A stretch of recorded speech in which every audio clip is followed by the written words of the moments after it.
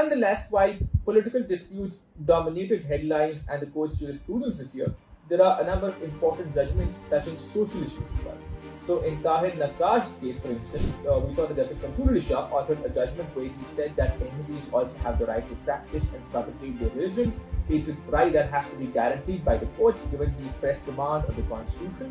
The court also held that a person could not be held liable for blasphemy simply because they were propagating their own religion. We saw this view was also then reiterated in Salamat Manshah's case, where a bench comprising Justice Qazi Faiz Isa and Justice Mansoor Ali Shah held that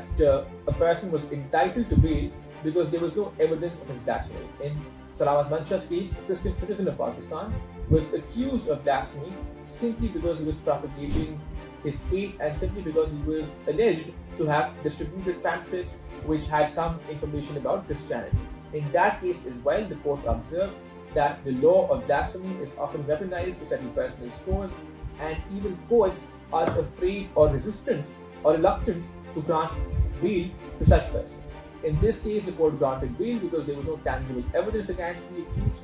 Moreover, in Nazir Jabeen's case, we saw that a bench of the Supreme Court of Pakistan, comprising Justice Aisha Malik, who was also the author judge, held that a woman would not lose custody of her children merely because she chooses to remarry. And this judgment perhaps departed from established jurisprudence or a number of other previous judgments which held that simply because a woman chooses to remarry, she loses custody of her children. In this case, Justice Aisha Malik observed the primary consideration while determining disputes with respect to custody was the welfare of the minor. And this is an extremely important judgment, especially considering that it was authored by the first female judge of the Supreme Court of Pakistan, and it shows how the inclusion of women on the apex court also results in the development of jurisprudence that is not misogynistic and that takes into account the suffering and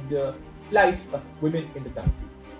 Recently, in Isha Shafi's case, the Supreme Court of Pakistan said that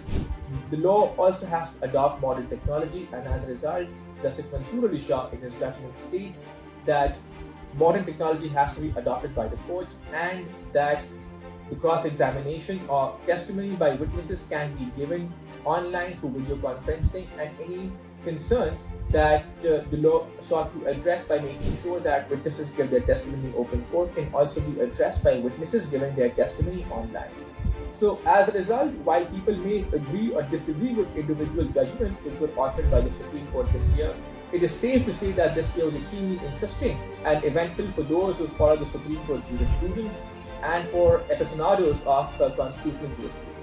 Nonetheless, there was also one concern that was expressed multiple times throughout this year, which was that tensions between the Chief Justice and the Senior Criminal Judge continued to affect the court's performance and the court's functioning. So we hope that 2023 brings more stability to the court, and we hope that the Supreme Court of Pakistan continues with its progressive judgments such as those in Salamat Manshah and Tahir Naqqaj's case in 2023 as well.